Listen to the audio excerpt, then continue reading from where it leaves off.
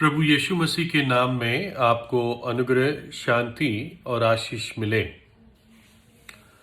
Ireland के देश में अल्कोहलिज्म या शराब पीना एक बड़ी समस्या है और एक बड़ा पब्लिक हेल्थ प्रॉब्लम है।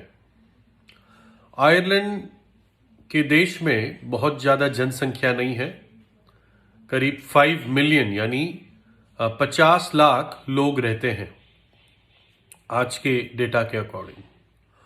उसमें से 1.35 मिलियन यानी 13.5 लाख लोग जिनकी उम्र 18 से लेकर 75 साल तक की है, इस पूरे रेंज में ये खतरनाक पीने वाले लोग माने जाते हैं, हार्मफुल ड्रिंकर्स। यानी इनका पीना ऐसा है जिससे ये मर सकते हैं। और इसमें से करीब 58% लोग, ये जो 13.5 लाख लोग हैं, इसमें से 58% या 50 भी मान लीजिए, करीब 6.25 या 6.5 लाख लोग ये बिंज ड्रिंकिंग करते हैं। बिंज ड्रिंकिंग क्या होता है, जो मैंने पढ़ा, वो होता है कि छोटे समय में एकदम स्ट्रॉन्ग शराब पी लेनी, एक तौर से कंपटीशन करना, और ये बहुत हानिकारक होता है शरीर के लिए। और जहां तक मैं समझता हूं, जो मैंने पढ़ा है कि अलेक्जेंडर द ग्रेट, सिकंदर राजा, 300 ईसा पूर्व जो आया था, वो इसी टाइप के बिंज ड्रिंकिंग से ही मरा। तब नाम कुछ अलग होगा, लेकिन उसने भी किसी के साथ कंपटीशन की पीने की, और आखिर में उसको एक फीवर लग गया, लेकिन वो बताते हैं कि उसका लिवर फेल हुआ, तो बड़ा अल्कोहलिक था। खैर, एक तरीका होता है जब समुंदर पे जहाज जाते हैं और दिनों दिनों तक, कई बार महीनों तक, जैसे मर्चेंट नेवी है और भी जो नेवी के जहाज होते हैं, वो महीनों महीनों तक बड़े डीप समुंदरों में रहते हैं। तो अगर उसमें कभी कोई मर जाता है तो उसका अंतिम संस्कार कैसे करते हैं? अंतिम संस्कार इस प्रकार से करते हैं कि उसकी मृतक देह को एक कैनवस में रैप करके फिर उसको आदर के साथ समुद्र में जल समाधि दे देते हैं। और ये कुछ और लोग भी अपनाने लगे हैं, कॉमन लोग, क्योंकि पश्चिमी देशों में दफनाने की जगह खरीदना या परिवार के लिए बुक करके रखना पहले से, ये एक महंगा प्रोसेस होता है।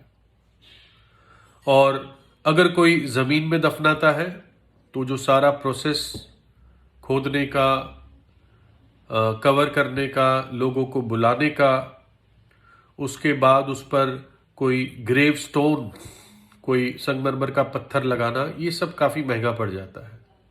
इससे थोड़ा सा सस्ता प्रोसेस और आसान प्रोसेस लोगों ने निकाला कि देह को दफनाते नहीं है, परंतु उसको खाक कर देते हैं, इलेक्ट्रोक्यूट करके, और वो खाक को, फिर राख को एक घड़े में, सुंदर से घड़े में रख लेते हैं, और फिर एक दीवार में वॉल्ट्स होते हैं, जैसे बैंक लॉकर होते हैं, उसमें रख दिया जाता है, और उस पर एक सुंदर पत्थर लगा देते हैं यादगार के लिए।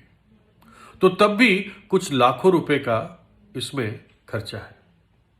तो इसलिए लोगों ने समुद्र जल समाधि, कुछ लोग अब चुनने लगे हैं, ठीक है ना। और विशेषकर नेवी में तो ये होता ही है कि विशेषकर पश्चिमी देशों की नेवी में जल समाधि सालों से देते आते हैं। और कई बार जो ये जो नेवी के क्रू मेंबर्स होते हैं, जो स्टाफ होता है, वो बहुत अच्छे दोस्त बन जाते हैं, रात दिन साथ रह के। तो कई बार बहुत इमोशनल हो जाते हैं अगर उनका साथी मर जाता है ना। तो इस प्रकार से एक घटना मैं बताना चाह रहा हूं, छोटी सी घटना है, लेकिन उससे पहले दो और विचार, बाइबल क्या कहती है दो स्पेसिफिक टॉपिक्स के बारे में, वो मैं बताऊंगा।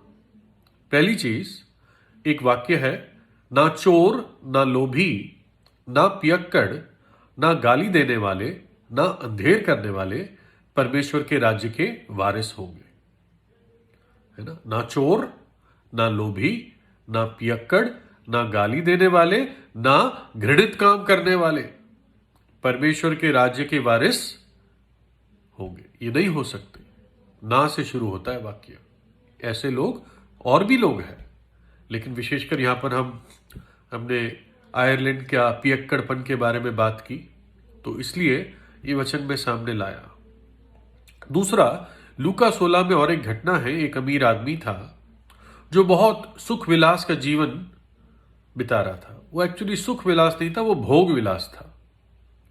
वो रोज पार्टी करने वाला आदमी, रोज उस समय के स्टाइलिश और महंगे कपड़े पहनने वाला आदमी था, जिसके पास मौका था कि वो परमेश्वर के बारे में जाने या समय बिताए या अपने पापों से पश्चाताप करे। उसके पास ये सारे प्रयोजन थे, लेकिन वो अपनी शारीरिक कामों में, अपने ढीले जीवन में, अपने भोग विलास के जीवन में इतना इन्वॉल्व था कि उसने कभी नहीं सोचा, और सडनली एक दिन वो मर गया।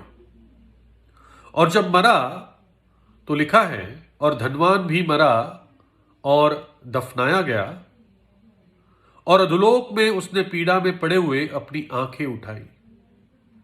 धरती पर तो लोग उसके अंतिम संस्कार की क्रिया पूरी कर रहे हैं, लेकिन उस आदमी की आंखें कहां खुलती है? अधोलोक में। और वहां से वो अपने पूर्वज को विनती करता है। वो कहता है कि और उसने पुकार के कहा, हे पिता इब्राहिम, जो उसका पूर्वज था, मुझ पर दया करके लाजर को भेज दे, ताकि वह अपनी उंगली का सिरा पानी में भिगोकर मेरी जीभ को ठंडी करे, क्योंकि मैं इस ज्वाला में तड़प रहा हूं। लाजर उसके घर के बाहर एक भिखारी बैठता था, और उसे एहसास हुआ नरक में कि लाजर स्वर्ग में है।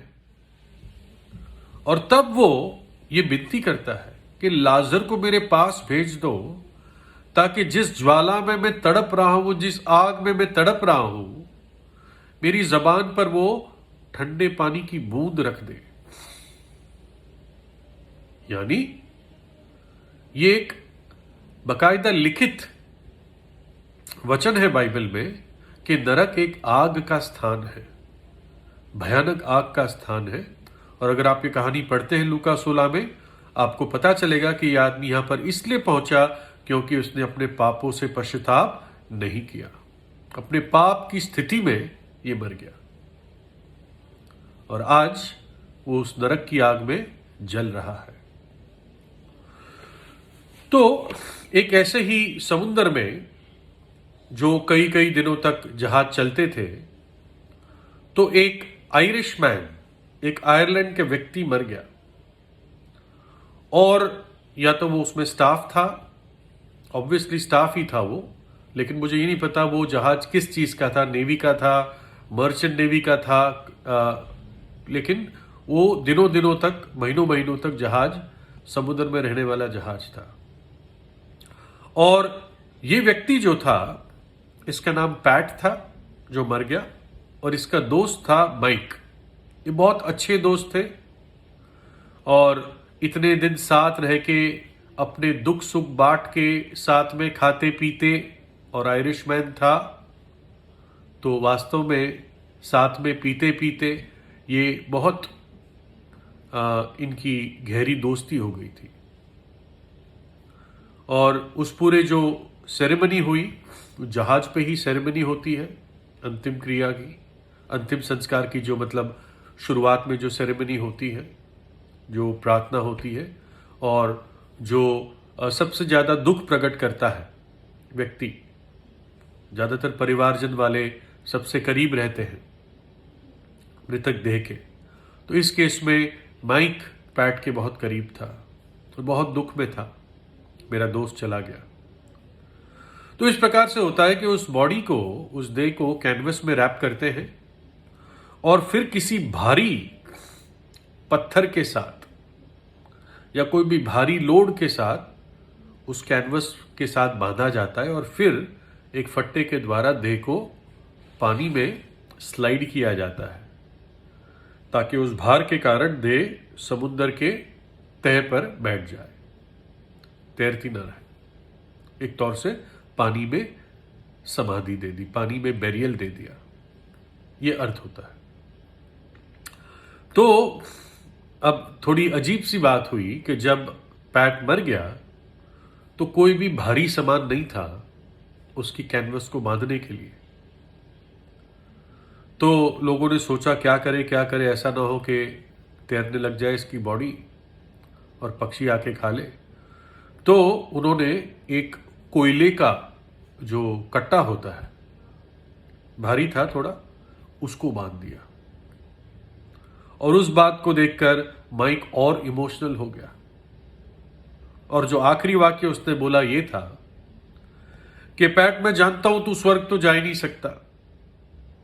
पैट, मैं जानता हूं तू स्वर्ग तो जा ही नहीं सकता, क्योंकि उसका दोस्त था, जानता था क्या क्या काम मेरे दोस्त ने कर रखे, है ना। लेकिन मुझे यह नहीं मालूम था कि नरक के लिए कोयले भी यहां से ले जाने पड़ते हैं।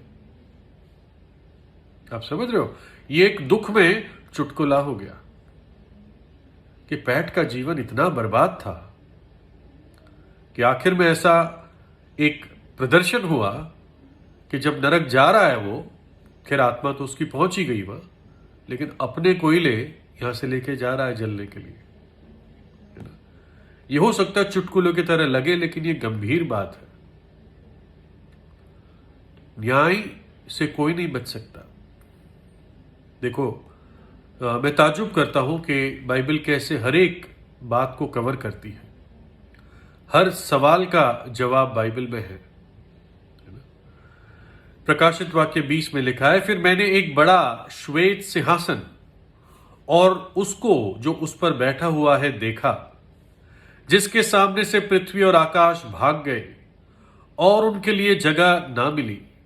फिर मैंने छोटे बड़े सब मरे हुओं को सिंहासन के सामने खड़े हुए देखा और पुस्तकें खोली गई और फिर एक और पुस्तक खोली गई और फिर और एक पुस्तक खोली गई, अर्थात जीवन की पुस्तक। और जैसे उन पुस्तकों में लिखा हुआ था उनके कामों के अनुसार मरे हुओं का न्याय किया गया, मरे हुओं का न्याय किया गया। और अब सुनिए, और समुद्र ने उन मरे हुओं को जो उसमें थे दे दिया। समुद्र ने जो उसमें मरे हुए थे उनको दे दिया और मृत्यु और अधोलोक ने उन मरे हुओं को जो उनमें थे दे दिया और उनमें से हर एक के कामों के अनुसार उनका न्याय किया गया। और मृत्यु और अधोलोक भी आग की झील में डाले गए। ये आग की झील तो दूसरी मृत्यु है। और जिस किसी का नाम जीवन की पुस्तक में लिखा हुआ ना मिला, वो आग की झील में डाला गया। बाइबल कहती है जब न्याय होगा तो सब मरे हुओं को परमेश्वर के सिंहासन के सामने खड़ा होना होगा, चाहे समुद्र में भी क्यों ना गया हो। उसकी आत्मा के साथ वो देह जलाई जाएगी, यानी वापस जिंदा की जाएगी और परमेश्वर के सामने न्याय के लिए खड़ी होगी। ये बाइबल कहती है, ये कथा नहीं है, कहानी नहीं है, ये सत्य है। और लिखा है जिस किसी का नाम जीवन की पुस्तक में लिखा हुआ ना मिले, वो आग की झील में डाला जाएगा। आप साधारण उदाहरण देता हूं, जिस भी देश में आप रहते हो उसका एक सिटीजन्स रजिस्टर होता है। आप नागरिक हो या नहीं हो, दो ही लोग रह सकते हैं उस देश में। नागरिक रह सकते हैं या जो बाहर से वीजा लेके आए हैं कुछ समय तक रह सकते हैं। उसके अलावा जिस किसी का नाम उस नागरिक की लिस्ट में नहीं होगा, उन्हें कहां डाल दिया जाएगा मालूम है आपको? उनको डिटेंशन सेंटर में डाल दिया जाएगा और वहीं पे आदमी फिर रहता है, जहां पे एक टॉयलेट 300 लोग यूज करते हैं, ऐसी जगह होती है। तो जब किसी देश के लिए यह सच हो सकता है तो स्वर्ग के राज्य के लिए सच क्यों नहीं हो सकता? आपका नाम देखा जाएगा जीवन की पुस्तक में है या नहीं? नहीं है तो आग की झील में डाल दिए जाओगे, है ना? बहुत कोयला है वहां पे, लेकिन परमेश्वर ये नहीं चाहता। वो कहता अपना मन फिरा लो, पछताव कर लो। मैं इसलिए आया जगत में कि तुम्हें अनंत जीवन दूं। उस पुस्तक में नाम लिखा हुआ पाना का एक ही तरीका है, अपने पापों से सच्चा पछताव और प्रभु यीशु पे विश्वास, क्योंकि यीशु ने आपके पापों के लिए अपने प्राण दिए, आपके लिए सजा उठाई, क्रूस पर अपना बलिदान दे दिया, अपना पवित्र लहू बहा दिया और तीसरे दिन जी उठा। यीशु मसीह कोई अंग्रेज प्रोडक्ट नहीं है, याद रखना। वो मध्य एशिया में पैदा हुआ था और पूरे जगत के लिए था। ये बात अलग है, पहले पश्चिमी देशों में उसका समाचार ग्रहण किया गया, लेकिन पूरी दुनिया में उसका समाचार फैला है और फैलता है और फैलता रहेगा जब तक न्याय का दिन नहीं आएगा, है ना? इसलिए अपने पापों से पछताव कीजिए और प्रभु यीशु पे विश्वास कीजिए। वो आपसे प्रेम करता है, आपका भला चाहता है, उसकी कतई इच्छा नहीं है कि आप नाश हो। तो सोचिए और प्रार्थना कीजिए और प्रभु यीशु को हृदय में बुलाइए। परमेश्वर आपको आशीष दे।